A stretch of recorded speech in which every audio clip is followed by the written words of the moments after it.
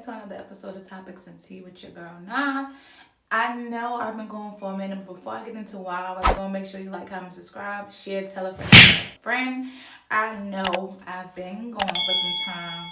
Life has been life, and I feel like that's been like that for all of us. Like life has been lifing, and yeah, I've just been trying to figure out why God placed me here. Like I'm really trying to be fulfilled in life and really serve and find my purpose. So this is why your girl's been missing, and she got some other little things going on or whatnot. But dang, what we talking about again? Like I said, like, comment, subscribe, share, tell a friend, and tell a friend. If you see the title of this video, you know I'm gonna be talking about how difficult it can possibly be setting boundaries with your co-parent. I feel like sometimes it can be difficult to set boundaries when you're actually friends with your co-parent.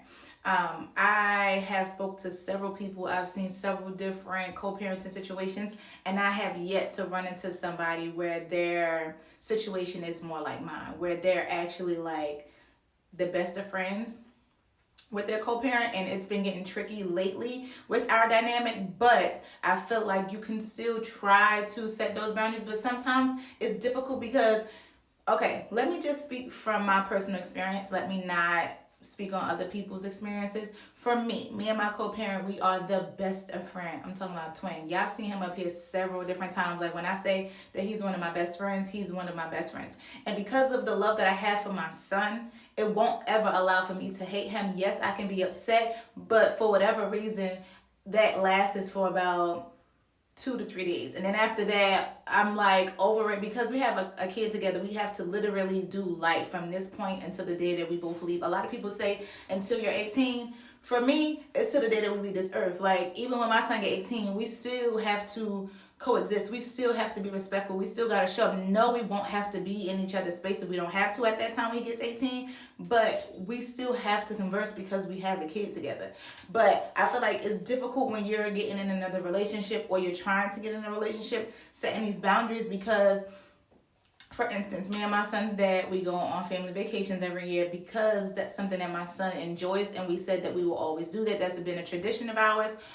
Doing a lot of things together with my son, whether it be go to the pumpkin patch, going to a trampoline park, going to get ice cream, or just like having a movie night, me going over his house to chill, him coming over my house to chill. It's been something that we never really had to alter or figure out because we just normally move how we want to. And I think a lot of that comes from us both not being in relationships and both of us not having anybody to answer to, which does help. But I feel like sometimes having those hard conversations with someone you've known for 10 plus years, it can be weird in the beginning only because you're used to operating in a way where you don't have the answer to anybody or anything. You can move how you want, and so can the co-parent. But when you do start to date somebody, I'm realizing that, and this is from just having a conversation and amongst other things, I'm realizing that you have to be respectful to your partner as well, which again can be difficult because sometimes you want to compartmentalize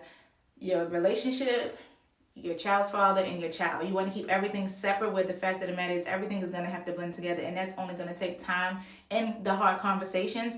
And sometimes somebody may feel left out. Somebody may feel like you're not doing enough. Somebody may feel like, okay, I see that you're trying to show up in this way for this person, but I'm still here. So it can get tricky and it can get difficult, but I am at a place, and I feel like a lot of other people that I spoke to, they're in a place where, and especially in this season, it's time to have the hard conversations. Like, it's time for us to truly have these conversations that you put off, that you don't really want to talk about, you don't really want to do because you're like, okay, I would rather just not. I know for me, I used to love conflict. I used to love like the toxicity and the uncertainty and the chaos. This season, baby, in my 30s, like in my 20s, I'm here for all of this, all of the drama, all of the stupidness, all of the things that don't make sense, all of the toxicity, unhealthy relationships, the fights, the this, the that, the yelling and breaking things, and all of the things, and the beating up on the cars. Yeah, I'm putting my business out there. I was here for all of it. When I say all of it, I was here for all of it. Shorty in her 30s, you can have that. If I don't want nothing else, God give me peace. If I don't have nothing else, give me the strength to endure. I don't want none of that. So it's like, if I can avoid it, I will.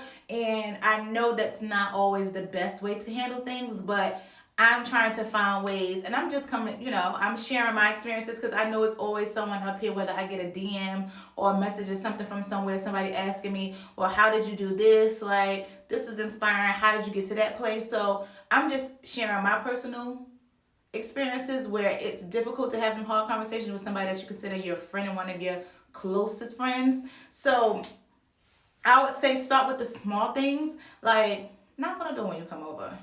Don't just go in my kitchen. Ask me if I have this. And these are some of the things we don't do, but we're having to learn, and we're both having to readjust and just make sure we're prematurely starting those things now, because we don't ever want to be in a situation where somebody's spouse feels out of place, or they feel disrespected, or they feel like they're not wanted in the space, or they feel like they're not being heard. So I feel like having the conversations early can prevent certain things from happening. Sorry for the inconvenience, but yeah, like the attitudes or the miscommunication or the misunderstanding. I definitely say communication would be the number one thing, although it may be difficult and hard to set boundaries when you're in a co-parenting relationship, when neither of you have been dating for several years. I'm talking 5+ years. Neither of you have been dating, so now you're bringing an extra body into the mix. It can get crazy. So I feel like communication is key. If I can say it again, communication is key. For the people in the back, communication is key. It just eliminates things being, or room for things to be left unsaid. Prayer has been my strongest weapon. Prayer has been my strongest weapon. Being on my knees with God and just praying for guidance and for Him to just give me the right words to say in situations. I feel like that has been one of my blessings in disguise. And I just feel like sometimes when you're going into something and you already have an attitude, or you're already on 10, or you already don't want to hear what somebody has to say, it leaves room for you're all ready to have that defense up, which then opens the door for you to be in this uncomfortable environment, which I'm sure neither one of you want to be in. So definitely be respectful. Communication is key. Have the conversations early. Don't wait until you get in the situation and start having these conversations, because then the person is going to feel blindsided, whether it's the mom or the dad. Somebody's going to feel blindsided. So have the conversations early. You don't have to introduce your kids immediately. You can have them meet the dad if that's how you guys are operating. I know for me, I would want for the person to meet my son's dad and then meet my son at a later date. But having the conversations early, communication is key. And then also making sure you're checking in with your co-parent. You don't have to do this. This is something that for me, and how we operate would do. Just check in like, hey, you're okay. I know this is a lot to take in, but are you okay? And it's not your responsibility to check on them. It's not. But again, we're like really, really close friends. So for me, we kind of operate. If y'all see us in real life, y'all probably like, yeah, they still together. Like, it's no way that they're not together and they that cool and that close. Like, they do a lot together. But we like, that's my dog. That's my dog. And again, the love that I have for my son will not allow for me to hate him. Even if I wanted to hate him, I just cannot. My heart is not set up that way because of my son. And because of the love that I have for my son. That's the only person in this world and on this earth that can irk my last nerve. And I have to forgive them. You know what I mean? So make sure you are having the hard conversations early, prematurely. Make sure you're communicating, because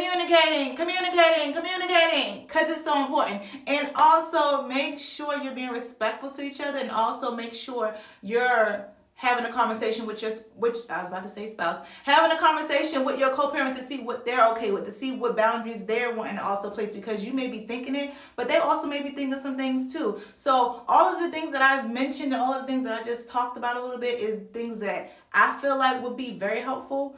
I know it's been a little helpful for me, you know what I mean? But make sure you guys are staying tuned. Make sure catch my next video. I promise not to go on a long hiatus like I did. It's just been a lot going on. But before I go, peace and love. And if nobody told you, remember, you are appreciated. Go talk to your co-parent. Make sure you're taking care of that baby and talking, communicating. Okay? Go talk to that co-parent.